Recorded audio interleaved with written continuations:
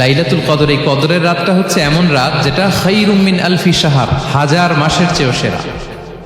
1000 মাস লাগাতার ইবাদত করলে যে সওয়াব, কদরের রাতে ইবাদত করলে এর সমান সওয়াব হবে নাকি?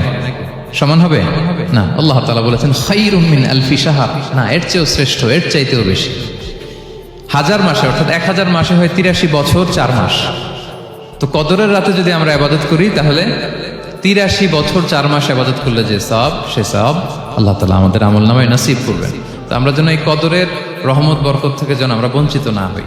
তো রাসূল সাল্লাল্লাহু আলাইহি ওয়াসাল্লামকে সান্ত্বনা দেওয়ার জন্য, যে হে নবী আপনি চিন্তিত হবেন না, বনি ইসরাইলের অনেক লোক 1000 বছর হায়াত পেয়েছে, শত শত বছর ইবাদত করেছে, জিহাদ করেছে, তারা হায়াত পেয়েছে বেশি কিন্তু তারা কদর পায়নি। আর আপনার উম্মতকে আমি হায়াত দিয়েছি কম কিন্তু তাদেরকে কদর দিয়েছি। সুবহানাল্লাহ বিহামদি, লাইলাতুল কদর দিয়েছি, যে কদরের রাত 1000 মাসের চেয়েও সেরা। তো এই কদরের রাতকে আবার লাইলাতুল মুবারাকাও বলা হয়েছে। ইন্না আনজালনাহু ফি লাইলাতিন মুবারাকা, এটা বরকতময় রাত। ফিহা ইউফরাকু কুল্লু আমরিন হাকিম, সব বিজ্ঞচিত প্রাজ্ঞচিত বিষয়ের ফয়সালা হয়। এটা বেসিক্যালি একটা বাজেট রাত বলা যায়। এ রাতে আগামী 1 বছরে আমাদের কি ঘটবে না ঘটবে আল্লাহ তাআলা এটার বাজেট করেন, এটাকে রিভাইজ করেন। সো এই রাতটা অনেক গুরুত্বপূর্ণ। তো এই কদরের রাত এটা কবে, এটা স্পেসিফিক ছিল, মানে সুনির্দিষ্ট ছিল। রাসূল সাল্লাল্লাহু আলাইহি ওয়াসাল্লাম আমাদেরকে জানাতে চেয়েছিলেন কবে, কিন্তু রাসূল সাল্লাল্লাহু আলাইহি ওয়াসাল্লাম জানাতে পারেননি। সহিহ বুখারীতে এসেছে যে রাসূল সাল্লাল্লাহু আলাইহি ওয়াসাল্লাম খারাজান নবী সাল্লাল্লাহু আলাইহি ওয়াসাল্লাম লিয়ুখবিরানা বিলাইলাতিল কদর। উবাদা ইবনে সামিত রাদিয়াল্লাহু তাআলা আনহু বলেন, রাসূল সাল্লাল্লাহু আলাইহি ওয়াসাল্লাম আমাদেরকে জানাতে বের হয়েছিলেন যে কবে কদরের রাতটা। ফাতালাহা রাজুলান মিনাল মুসলিমিন, হঠাৎ মুসলমানদের মধ্য থেকে 2 জন ঝগড়া লাগলো, তর্ক লাগলো। আর রাসূল সাল্লাল্লাহু আলাইহি ওয়াসাল্লাম হঠাৎ করে ওই ঝগড়ার দিকে খেয়াল করলেন, ওই দিকে খেয়াল করে ওই তারিখটার কথা তিনি ভুলে গেলেন। ফারুফিআ, রাসূল সাল্লাল্লাহু আলাইহি ওয়াসাল্লাম বললেন আমার হৃদয় থেকে, অন্তঃকরণ থেকে এটাকে উঠিয়ে নেওয়া হবে। এখন আমি মনেই করতে পারছি না এটা কি 23 না 25 না 27 না 29, আমি মনে করতে পারছি না। এজন্য রাসূল সাল্লাল্লাহু আলাইহি ওয়াসাল্লাম বলেছেন যে তবে আমি এতটুকু মনে করতে পারছি, ফালতামিসুহা ফিল আশরিল আওয়াখিরি ফিল বিত্রি, রমাদানের শেষ দশকের বেজর রাত্রিগুলোতে তোমরা কদর তালাশ করো। বেজর রাতে যদি তোমরা কদর তালাশ করো তাহলে এই কদর সুনিশ্চিতভাবে তোমরা পাবে। তো এই জন্য স্কলাররা সবসময় বলেন যে লাস্ট 10 days অফ রমাদান খুব গুরুত্বপূর্ণ, সবচেয়ে the cream time of Ramadan. I repeat, এটা রমাদানের একেবারে মাহেন্দ্রক্ষণ। এই 10 দিনের যে কোনো 10 রাতের যে কোনো রাত কদর হয়ে যেতে পারে, বিশেষ করে অড নাইটসগুলো 21, 23, 25, 27 এবং 29, যে কোনো দিন হয়ে যেতে পারে কদর। সো বুদ্ধিমানের কাজ হচ্ছে আমরা যেন রমাদানের শেষ 10 রাতে লাগাতার একইভাবে একই স্পিডে আমরা যেন ইবাদত করি। কোনো রাতে বেশি করলাম, হয়তো 27-এর রাতে আমি খুব ভাব গাম্ভীর্য নিয়ে, খুব আবেগ নিয়ে ইবাদত করলাম, কিন্তু হয়ে যেতে পারে যে এবছর কদর ছিল 25-এর রাত, হতে পারে না? পারে। তো আমরা তো মিস করে ফেললাম। তো আমরা যেন মিস না করি। বুদ্ধিমানের কাজ হবে সমানতালে ইবাদত করা। এবং এটা এত গুরুত্বপূর্ণ, রাসূল সাল্লাল্লাহু আলাইহি ওয়াসাল্লাম এত এমফাসাইজ করে কোনো রাতের কথা বলেনি। আরবি মাস অনুযায়ী 354টা রাতের মধ্যে সবচাইতে শ্রেষ্ঠ রাত, সবচাইতে শ্রেষ্ঠ রাত সূর্য ডোবার পর থেকে হাত্তা মাতলাইল ফাজর, ফজরের সূচনা লগ্ন পর্যন্ত শান্তিময় এ রাত, বরকতের এ রাত। রাসূল সাল্লাল্লাহু আলাইহি ওয়াসাল্লাম বলেছেন মান হুরিমা খায়রাহা ফাকাদ হুরিম, যে কদরের বরকত থেকে, খায়ের থেকে বঞ্চিত হলো সে আসলেই বঞ্চিত। হি ইজ দ্য লুজার, সে হতভাগা, সে পোড়া কপাল, সে বঞ্চিত। মান হুরিমা খায়রাহা ফাকাদ হুরিম, যে কদর পেল না সে হতভাগা। এখন আমরা কি হতভাগা হতে চাই? আমরা তো শুরুতে অনেক হোপফুল ছিলাম, এত এত ব্লেসিংস, এত এত বরকত, রহমতের ফলগুধারায় আমরা প্লাবিত হচ্ছি রমাদানে। তা আমরা তো হতভাগা হতে চাই না। তা আমরা যেন এই শেষ 10 দিন এক তালে আন্তরিকতার সাথে ঈমান ও ইহতিসাবা আমরা যেন ইবাদত করি। সম্মানিত ভাই এবং বোনেরা, তাহলে আমরা সৌভাগ্যশীলদের অন্তর্ভুক্ত হতে চাই, হতভাগা হতে চাই না। আমরা এবার একটু শুনবো যে রাসূলুল্লাহ সাল্লাল্লাহু আলাইহি ওয়াসাল্লাম কদরের রাতগুলোতে কি কি ইবাদত করতেন। আমি খুঁজে 5টা আমলের কথা পেয়েছি বিশেষভাবে, কমন যে আমলগুলো সেগুলো তো ছিলই, বিশেষভাবে 5টা কাজ রাসূল সাল্লাল্লাহু আলাইহি ওয়াসাল্লাম এই কদরের রাতে করতেন। 1 নম্বর কাজ হচ্ছে তিনি সারা রাত জেগে ইবাদত করতেন এবং পরিবারের লোকদেরকে ঘুমোতে দিতেন না, উঠিয়ে দিতেন। বছরের অন্য কোনো সময়ে সারা রাত জেগে ইবাদত করার কোনো নজির রাসূল সাল্লাল্লাহু আলাইহি ওয়াসাল্লামের জীবনে ছিল না। সব রাতে ঘুমাতেন। আমি জোহর বারুতে একটা কনভেনশনে the daily routine of prophet সাল্লাল্লাহু আলাইহি ওয়াসাল্লাম একটা আলোচনা করেছিলাম, যেখানে রাসূল সাল্লাল্লাহু আলাইহি ওয়াসাল্লামের দৈনন্দিন জীবনের রুটিন আলোচনা করেছিলাম। সেখানে আমরা বলেছি যে রাসূল সাল্লাল্লাহু আলাইহি ওয়াসাল্লামের দৈনন্দিন অভ্যেস ছিল তিনি এশার পরেই তাড়াতাড়ি ঘুমিয়ে পড়তেন। আর মিড নাইটে উঠতেন। রাসূল সাল্লাল্লাহু আলাইহি ওয়াসাল্লামের কর্মদিবস শুরু হতো মিড নাইটে, আমাদের তো সকালে আরো অনেক পরে শুরু হয়। রাসূল সাল্লাল্লাহু আলাইহি ওয়াসাল্লামের কর্মদিবস শুরু হতো বেসিক্যালি মিড নাইটে। এশার পরে কথাবার্তা না বলে আগে ঘুমোতে যেতেন, মিড নাইটে উঠতেন, কিন্তু ঘুমাতেন, ঘুম ছাড়া রাত কাটাতেন না। সারা বছরের এটা ছিল যে এশার পর পরে ঘুমোতে যেতেন, except the last 10 days of Ramadan. রমাদানের শেষ 10 রাতে রাসূল সাল্লাল্লাহু আলাইহি ওয়াসাল্লাম ঘুমাতেন না। এই 10 দিনের ব্যাপারেই পাওয়া যায় সারা রাত জেগে তিনি ইবাদত করতেন। আম্মা জান আয়েশা রাদিয়াল্লাহু তাআলা আনহা বলেন, ইযা দাখালাল আশরু আহিয়াল লাইলা ওয়া আইকাযা আহলা ওয়া জাদ্দা ওয়া শাদ্দাল মিজার। রমাদানের শেষ দশক যখন আসতো, রাসূল সাল্লাল্লাহু আলাইহি ওয়াসাল্লাম সারা রাত জেগে ইবাদত করতেন। পরিবারের সদস্যদেরকে জাগিয়ে তুলতেন, স্ত্রীদের ঘুমাতে দিতেন না, জাগিয়ে তুলতেন। ফাতেমা রাদিয়াল্লাহু তাআলা আনহার ঘর পাশেই ছিল, তাদেরকে যে জাগাতেন এবং নিজে সারা রাত ইবাদত করতেনই। জাদ্দা ওয়া শাদ্দাল মিজার, খুবই বলিষ্ঠভাবে, খুব মজবুত ভাবে কোমরে গামছা বেঁধে নামার একটা এক্সপ্রেশন এখানে দেওয়া হয়েছে। মিজার, ইজহার মানে হচ্ছে বাংলা করলে হয় লুঙ্গি। লুঙ্গি আমরা যখন খুব শক্ত কোনো কাজ করতে যাই তখন তারা কি করে, খুব টাইট করে লুঙ্গিটা বাঁধে। তার মানে বোঝানো হচ্ছে রাসূল সাল্লাল্লাহু আলাইহি ওয়াসাল্লাম কোমরে ভালো করে লুঙ্গি বেঁধে বা গামছা বেঁধে আটকাট বেঁধে নামতেন শেষ 10 দিনের জন্য। এই সময় তিনি মানে কাউকে কেমন যেন চিনতেন না, সবসময় ইবাদতে মগ্ন থাকতেন। এটা আমরা করতে পারি যে শেষ 10 দিনে, আর যেহেতু 3 দিন বাকি, আমরা একটা স্পেশাল প্ল্যান করতে পারি যে আমরা আমাদের সর্বোচ্চটুকু উজাড় করে দিয়ে লাস্ট 10 days অফ রমাদানের এই বরকত আমরা হাসিল করবো, এটা যেন আমাদের মিস না হয়। তাহলে এটা আমরা একটা পেলাম। 2 নাম্বার হচ্ছে ইতিকাফ করা। রাসূলুল্লাহ সাল্লাল্লাহু আলাইহি ওয়াসাল্লাম রমাদানের শেষ 10 দিন ইতিকাফ করতেন। আমাদের আয়েশা রাদিয়াল্লাহু তাআলা আনহা বলেন, কানা ইয়াতাকিফুল আশরাল আওয়াখির মিন রমাদান। রমাদানের শেষ দশকে তিনি ইতিকাফ করতেন। হাত্তা তাওয়াফাহুল্লাহ, ওনার ইন্তেকালের আগ পর্যন্ত এই অভ্যাসটাই তিনি জারি রেখেছেন। সুম্মা আতাকাফা আজওয়াজুহু মিন বা'দি, তারপরে ওনার স্ত্রীরা ইতিকাফ করেছেন। আরেক বর্ণনায় এসেছে ইয়াতাকিফু কুল্লা রমাদান 10 আইয়াম, প্রতি রমাদানে তিনি 10 দিন ইতিকাফ করেছেন। কিন্তু যেই বছর তিনি ইন্তেকাল করবেন সে বছর তিনি 20 দিন ইতিকাফ করেছিলেন। প্রতি রমাদানে 10 দিন, আর যে বছর ইন্তেকাল করবেন সে বছর কয় দিন? 20 দিন তিনি ইতিকাফ করেছিলেন মসজিদে নববীতে। তাহলে আমরা এই রমাদানের শেষ দশকে এটা করতে পারি। 2 নম্বর পয়েন্ট হচ্ছে ইতিকাফ করা। যারা আমরা করিনি তারা আমরা ইতিকাফ করতে পারি। আমাদের আইআইএম এর মসজিদ এটা ইতিকাফের জন্য একটা উর্বর জায়গা। আমরা যখন এই ক্যাম্পাসে ছিলাম তখন দেখেছি যে এখানকার ইতিকাফের পরিবেশ যে এত সুন্দর, এটা কল্পনাই করা যায় না। অসাধারণ পরিবেশ।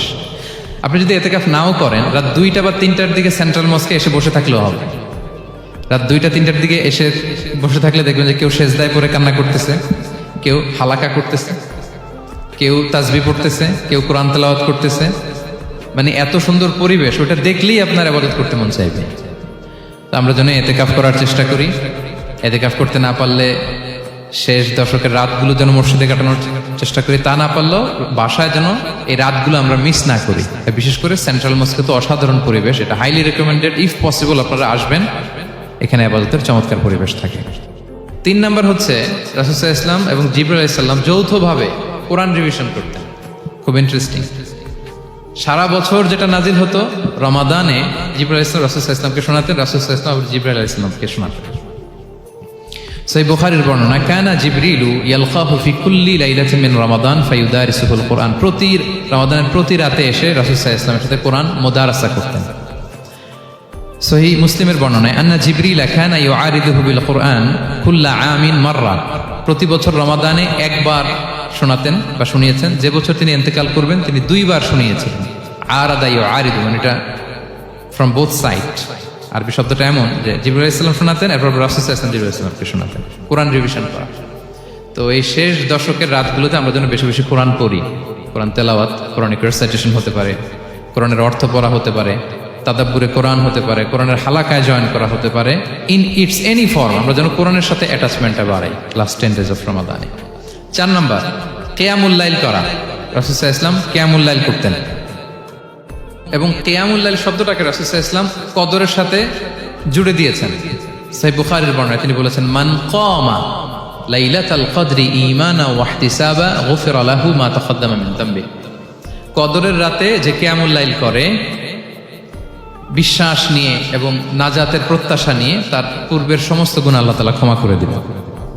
তাহলে কিয়ামুল লাইলটা রাসূল সাল্লাল্লাহু আলাইহি ওয়াসাল্লাম বিশেষভাবে কদরের রাতের সাথে সম্পৃক্ত করেছেন। আমরা যেন প্রতি রাতে কিয়ামুল লাইল করি, লম্বা সময় যেন দাঁড়িয়ে থাকি, লম্বা সময় কোরআনিক রিসাইটেশন করি দাঁড়িয়ে থেকে, লম্বা সময় রুকু, লম্বা সময় সিজদা, স্পেশালি সিজদা।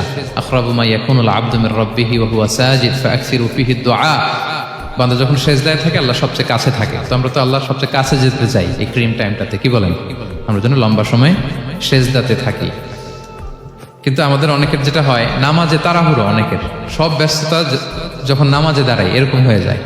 রাসূল সাল্লাল্লাহু আলাইহি ওয়াসাল্লামের সালাত যদি আমরা খেয়াল করি, বিশেষ করে কিয়ামুল লাইলে এত যে সুন্দর ছিল, আম্মাজান আয়েশা রাদিয়াল্লাহু তাআলা আনহাকে জিজ্ঞেস করা হয়েছিল যে হে আম্মাজান, রাসূল সাল্লাল্লাহু আলাইহি ওয়াসাল্লামের কিয়ামুল লাইল কেমন ছিল, কিভাবে কিয়ামুল লাইল করতেন?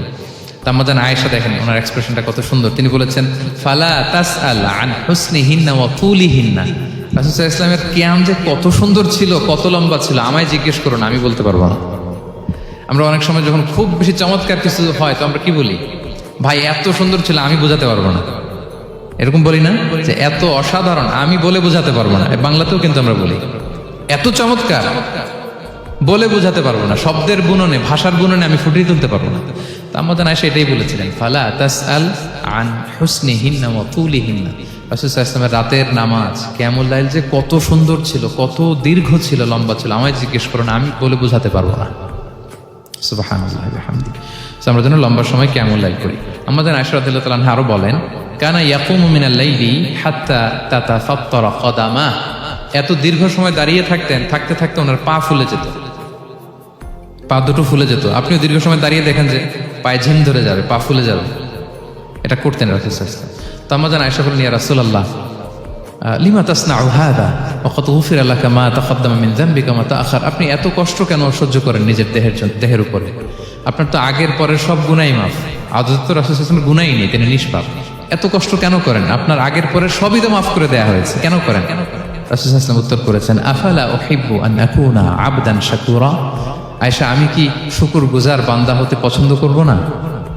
আল্লাহ তাআলা আমাকে তার রহম এবং করমে সব মাফ করে দিয়েছেন, কিন্তু আমি কি শুকরগুজার হব না? আমি কি আমার রোলটা প্লে করব না? আমি কি নিজেকে সঁপে দেব না আল্লাহ তাআলার কাছে জায়নামাজে? তো এটা ছিল সংক্ষেপে রাসূল সাল্লাল্লাহু আলাইহি ওয়াসাল্লামের কিয়ামুল লাইলের ধরন। এভাবে তিনি দীর্ঘ সময় কিয়ামুল লাইল করতেন। আমরা যেন এটা করি। সেন্ট্রাল মস্কে কিয়ামুল লাইল এবছরও নিশ্চয়ই হচ্ছে, আমরা যেন অংশগ্রহণ করি। 5 নম্বরে রাসূল সাল্লাল্লাহু আলাইহি ওয়াসাল্লাম দোয়া করতেন। এই কদরের রাতগুলোতে খুব বেশি বেশি দোয়া করতেন। দোয়া নিয়ে আমরা একটা জুমার খুতবা দিয়েছিলাম, সেখানে আমরা বলেছিলাম যে দোয়া হতে হবে খুব আন্তরিক দোয়া, রোবোটিক দোয়া যেন না হয়। আপনার আবেগ, ভালোবাসা, মনের মাধুরী মিশিয়ে, চোখের পানি মিশিয়ে, অশ্রু সিক্ত করে এই দোয়াটা করতে হবে, তাহলে সে দোয়া আল্লাহর কাছে কবুল হবে।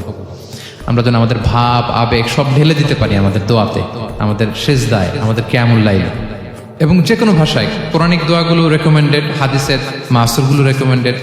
তাছাড়া আপনার নিজের ভাষায় আপনার কি চাওয়া, আপনার কি আকাঙ্ক্ষা, আপনার মনের কষ্ট, যাতনা সবকিছু আপনি আল্লাহ তাআলার কাছে পেশ করুন।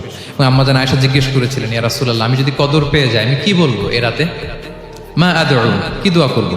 রাসূল সাল্লাল্লাহু আলাইহি ওয়াসাল্লাম বললেন, তাকুলিন, আয়েশা তুমি বলবে, আল্লাহুম্মা ইন্নাকা আফুউন তুহিব্বুল আফওয়া ফাআফু আন্নি।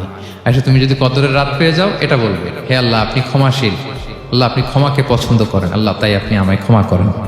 হে আল্লাহ আপনি ক্ষমাশীল, আপনি ক্ষমাকে পছন্দ করেন, আল্লাহ আপনি আমাকে ক্ষমা করেন। এই দোয়াটা আমরা যেন বেশি বেশি করি। আমার সাথে সাথে সবাই একটু পড়ুন মেহেরবানি করে, আল্লাহুম্মা ইন্নাকা আফুউন তুহিব্বুল আফওয়া ফাআফু আন্নি।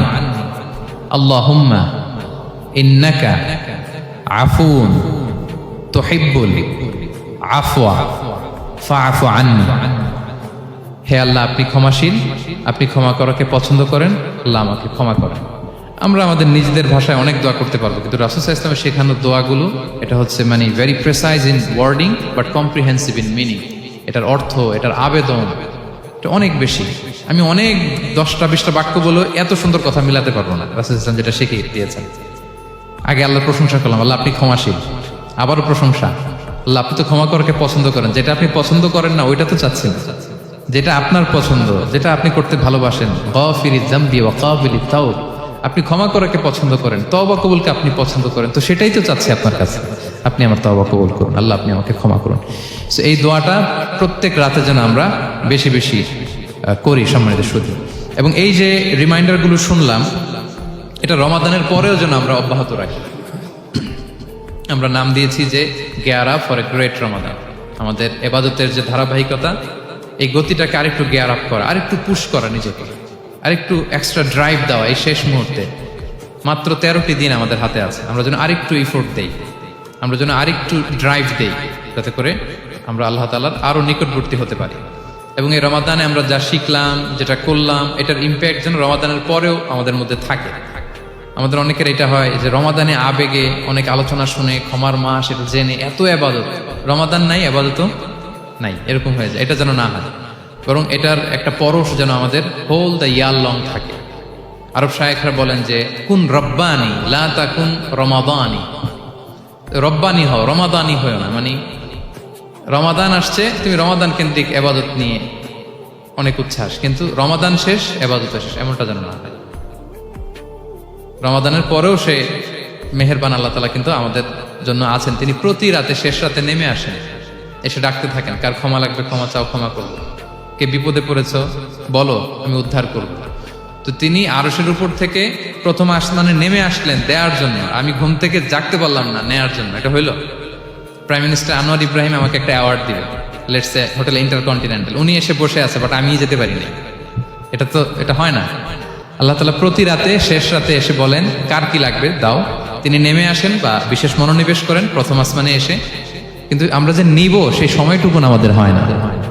আমরা এতটা গাফেল যেন না হই, আমরা যেন একটু পুশ করি। বড় কিছু পেতে হলে নিজেকে পুশ করতে হয়, এক্সট্রা একটা ড্রাইভ দিতে হয়। সম্মানিত শুধু 17টা দিন কি করলাম একটু রিভাইজ করি, যোগ বিয়োগ করি নিজের সাথে নিজে, যে প্ল্যানটা নিয়ে রমাদান শুরু করলাম ওইরকম কিয়ামুল লাইল করতে পারলাম কিনা, ওইরকম চ্যারিটি করতে পারলাম কিনা, রেসাইটেশন করতে পারলাম কিনা, একটু যেন নিজের সাথে নিজে বোঝাপড়া করি, একটু যেন রিভাইজ করি এবং নিজেকে যেন একটু পুশ করি। সম্মানিত শুধু এই ছিল সংক্ষিপ্ত আলোচনা। আমি 30 সেকেন্ডসে পুরো আলোচনাটা আবার একটু যারা পরে এসেছেন একটু রিভাইজ করে নেই। আমি শুরুতে এভাবে শুরু করেছিলাম যে রমাদান এটা হচ্ছে it's a month of hope. এটা আশা জাগা নিয়ে একটা মাস। এই মাসের যে রহমত বরকতের যত যত হাদিস কোরআনের আয়াতগুলো আমরা বলেছি, এগুলো শুনলে আমাদের মধ্যে একটা আশা জাগে, আশাবাদী হয়ে ওঠে যে আমার এই মাস আমার মুক্তির মাস, আমি মুক্তি পাবো। কিন্তু at the same time it's the month of warning. এটা আবার সতর্কতারও মাস। রাসূলুল্লাহ সাল্লাল্লাহু আলাইহি ওয়াসাল্লাম বলেছেন রোজা রেখে যে মিথ্যা ছাড়লো না, পাপ ছাড়লো না, তার ধ্বংস। আবার 3 বার তিনি আমিন বলেছেন। বেসিক্যালি এটা একটা বদদোয়া যে মান আদরাকা রমাদান ওয়া লাম ইগফার লাহ, যে রমাদান পেয়েও নিজের গুনাহ ক্ষমা করতে পারলো না, তার ধ্বংস। সো আমরা আশাবাদী হব। আল ঈমান বাইনাল খাউফি ওয়ার রাজা। বিশ্বাস হচ্ছে আমার মধ্যে ভীতিও কাজ করবে, আবার আমার মধ্যে একটা হোপ থাকবে, এটাই ঈমান। সো আমরা যেন এই ওয়ার্নিংগুলো আমাদের মাথায় রাখি যে আমরা যেন আল্লাহর নৈকট্যপ্রাপ্ত বান্দা হতে পারি, ক্ষমাপ্রাপ্তদের অন্তর্ভুক্ত যেন আমরা হতে পারি। এরপরে আমরা বলেছিলাম যে লাআল্লাকুম তাত্তাকুন অ্যাচিভ হচ্ছে কিনা আমাদের প্রত্যেক কাজে এটা খেয়াল করতে হবে। আমাদের সম্মানিত ইউসুফ স্যার খুব সুন্দর করে এটা বলেছেন যে আল্লাহ সচেতনতা, আল্লাহর ভয়, to build up the sense that Allah is watching me, এই সেন্সটা আমার সব কাজের মধ্যে থাকতে হবে। যদি লাআল্লাকুম তাত্তাকুন অ্যাচিভ হয়, সাকসেসফুল, একটা সাকসেসফুল প্রোডাক্টিভ রমাদান আমরা কাটাচ্ছি।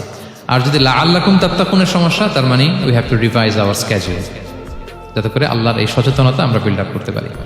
এরপর আমরা বলেছি যে আমরা সংযমটা যাতে এনশিওর করি, রমাদানের যে সংযম, নিজের প্রবৃত্তির উপর আমরা বিজয় লাভ করি। সারা বছর প্রবৃত্তি জিতে, রমাদানে আমরা জিতি। এরপর আমরা চ্যারিটির কথা বলেছি। রাসূল সাল্লাল্লাহু আলাইহি ওয়াসাল্লাম খুব জেনারাস হয়ে যেতেন রমাদানে, আমরা যেন আমাদের দানের হাতকে আরো প্রশস্ত করি এবং রমাদানে আমাদের কমিউনাল স্পিরিট চলে আসে, আমাদের বেসিক্যালি একটা সেলফ ট্রান্সফরমেশন হয়। অনেক বদ অভ্যাস আমরা রমাদানে ত্যাগ করি, বাকি মাসেও যেন এটা আমরা কন্টিনিউ করি। আর সবশেষে আমরা লাস্ট 10 days অফ রমাদানের গুরুত্ব নিয়ে বলেছিলাম যে রাসূল সাল্লাল্লাহু আলাইহি ওয়াসাল্লাম খুব হতাশ হয়ে পড়েছেন যে অন্য নবীর উম্মতেরা অনেক হায়াত পেয়েছে, আমরা পেলাম 60-70, তো আমার গুনাহগার উম্মত কি করবে? আল্লাহ বলেন লাইলাতুল কদর খায়রুম মিন আলফি শাহর। নবী হে, আপনার উম্মতের জন্য আমি কদরের রাত দিয়েছি, যে এক রাতে ইবাদত করলে 1000 মাসের চেয়েও বেশি সওয়াব তারা পেয়ে যাবে। সো এই কদরের রাত যেন আমরা মিস না করি। কোনটা কদরের রাত? আমরা বলেছিলাম শেষ 10 দিন সমান তালে ইবাদত করব। বিশেষ করে আমরা গুরুত্ব দিব অড নাইটস গুলোতে, 21, 23, 25, 27, 29 আমরা গুরুত্ব দিব।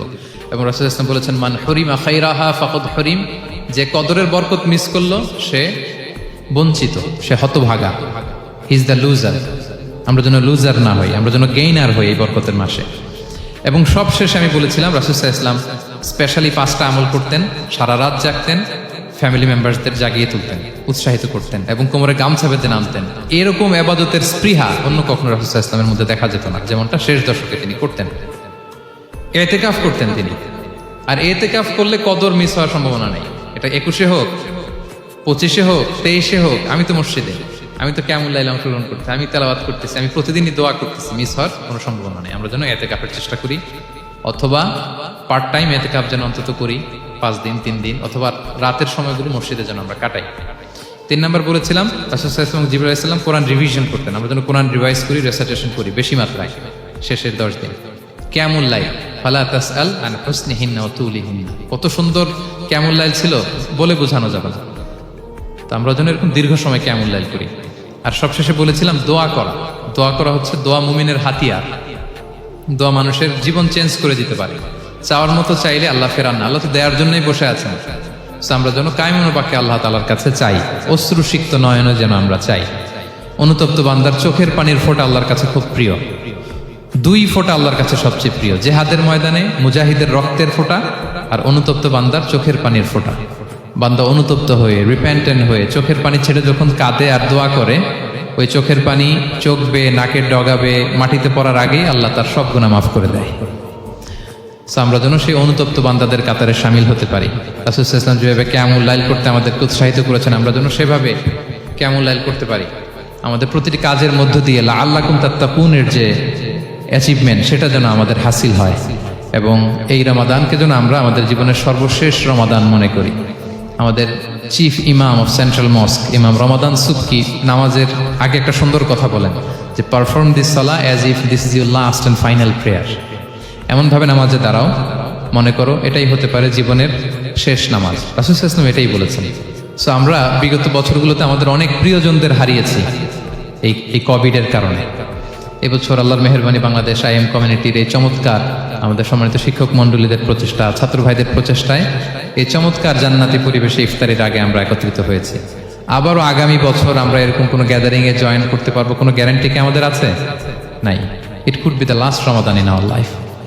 সো আমরা যেন এটা সবসময় মাথায় রাখি যে হতে পারে আমার this is our last chance, এটাই লাস্ট চান্স, এবং এই অপরচুনিটিগুলো যেন আমরা কাজে লাগাই এবং আল্লাহ তাআলার প্রিয় বান্দাদের অন্তর্ভুক্ত হই। আল্লাহ তাআলা আমাদের সবাইকে এই কথাগুলো বোঝার ও আমল করার তৌফিক দান করুক। হ্যাঁ।